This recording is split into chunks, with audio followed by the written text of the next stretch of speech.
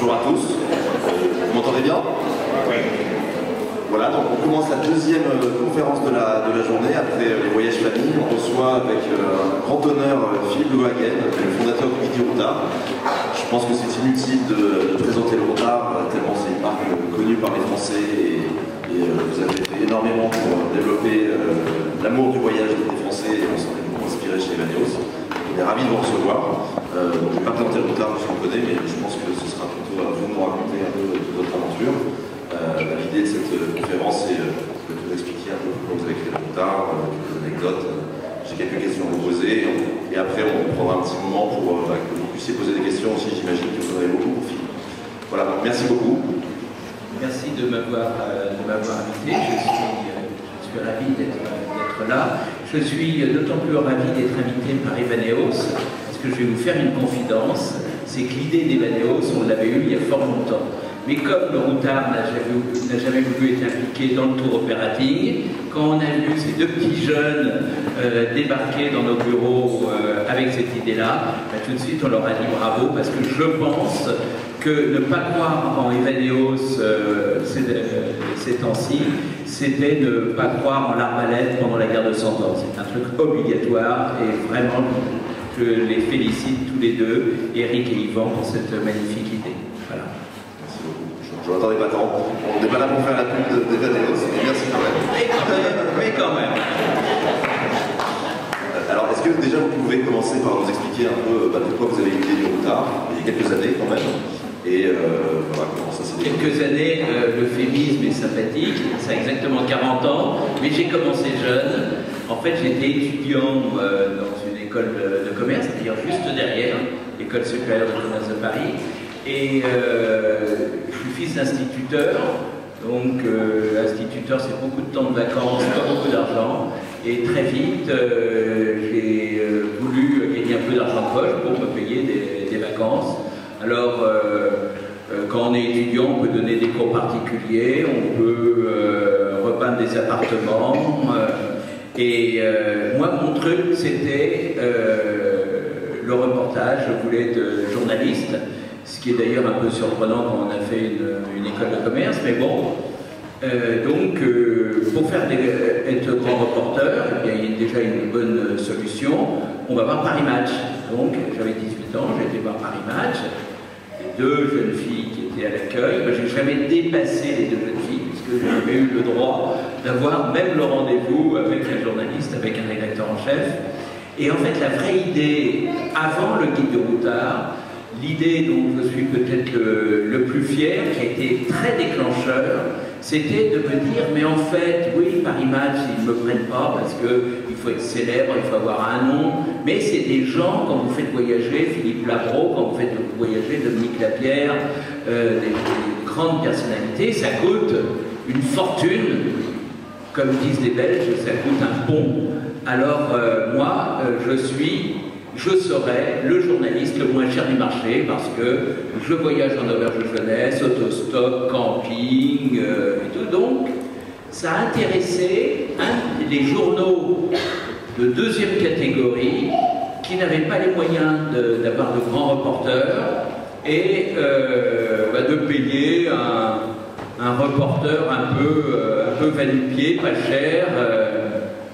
C'était une opportunité. Donc j'ai pu travailler pour deux journaux, Actuel et Pilote. Et Actuel m'a envoyé en Inde à la grande époque de la route des Indes, dans les années 72. Et donc j'ai rapporté un reportage qui a bien plu, puisqu'ils l'ont pris, ils en ont fait 6 pages. Il y a eu pas mal de lettres de lecteurs, c'était très pratique. Vous savez que l'Inde, c'est quand même un pays de colonisation anglaise, donc s'il y a maintenant, il y a pléthore de guides, eh bien à l'époque, il n'y avait aucun guide en français. Et donc, je publie cet article, pas mal de lettres, les gens sont satisfaits, on donne déjà des adresses bon marché, des hôtels abordables, c'est un peu la quintessence du Routard avant qu'il n'existe. Et ça a tellement bien marché que j'ai eu écrit d'autres articles à gauche à droite. J'ai même fait de la gastronomie pour pauvres. On m'appelait le goïmio du pauvre. Alors, c'est-à-dire que j'allais dans les restaurants à condition que ça ne dépasse pas 40 francs à l'époque le repas. Ceci dit, j'ai invité plein de copines à déjeuner, hein, à 18-19 ans, 4 repas par semaine, outre l'embonpoint, c'était quand même une vie formidable.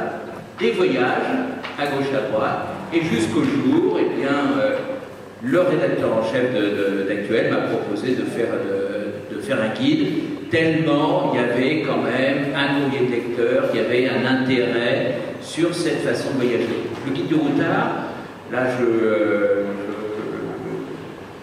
je te contredis un petit peu dans ton introduction. Le guide du routard n'a rien inventé. Il était juste là au bon moment.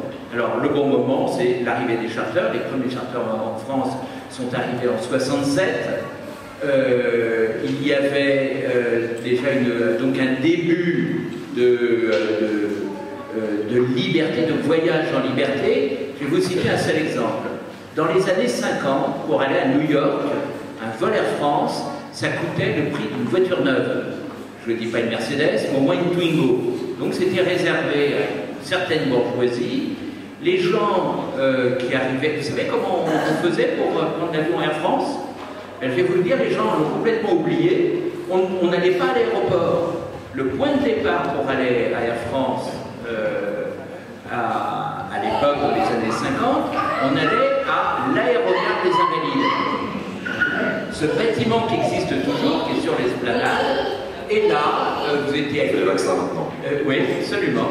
Vous étiez accueillis par des hôtesses qui parlaient 5 langues, qui avaient des particules. C'était l'élite qui recevait l'élite.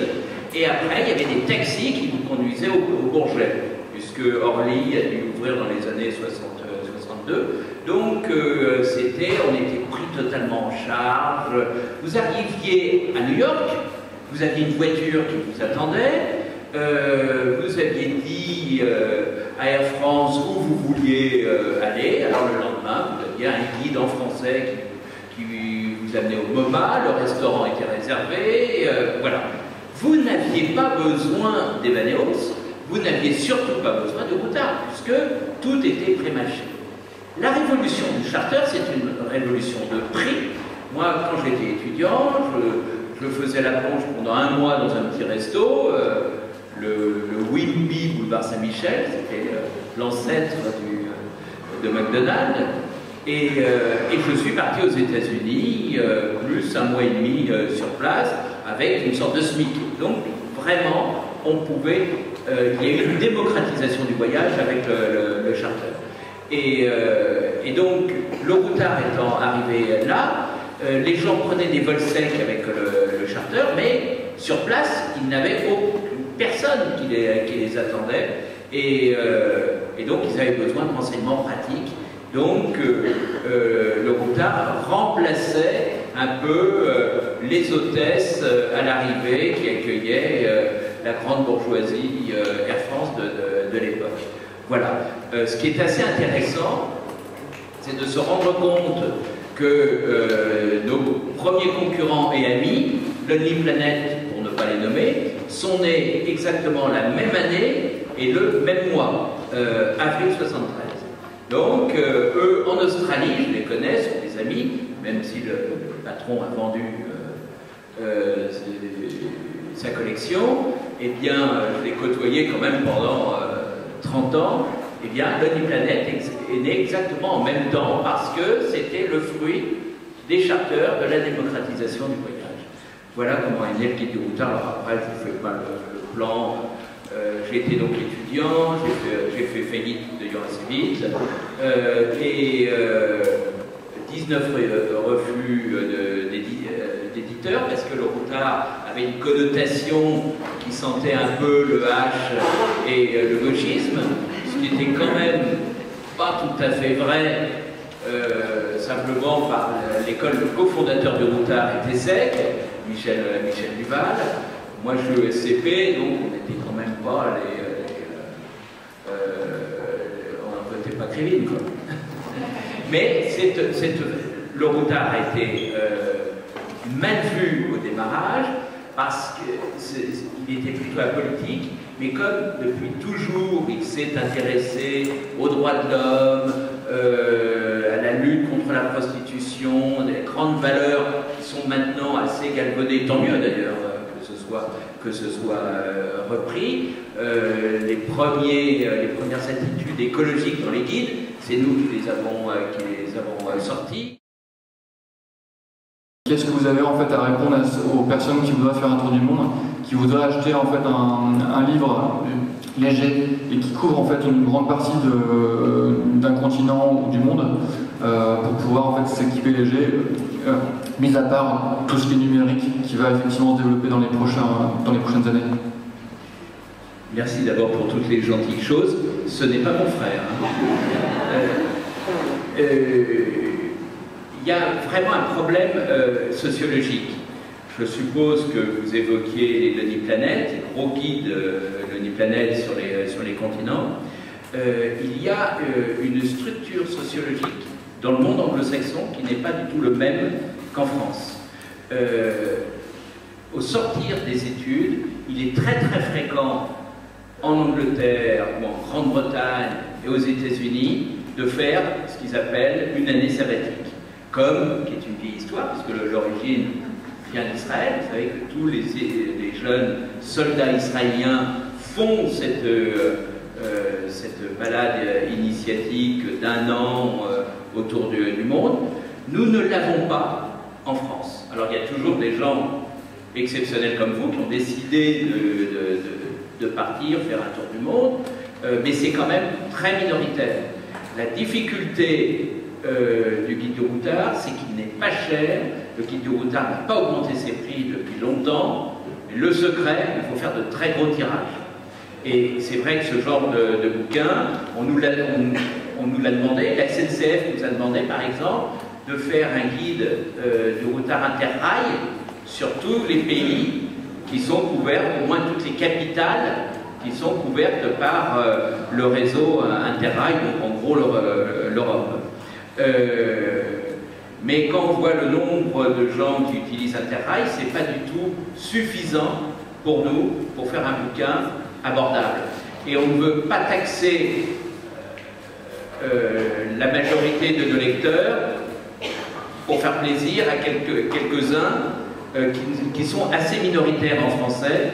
Par contre, dans le monde anglo-saxon, c'est vrai qu'ils ont beaucoup, vous verrez, vous allez en Inde, en Thaïlande, vous verrez beaucoup d'Anglais, d'Américains qui sont partis 1 an et demi.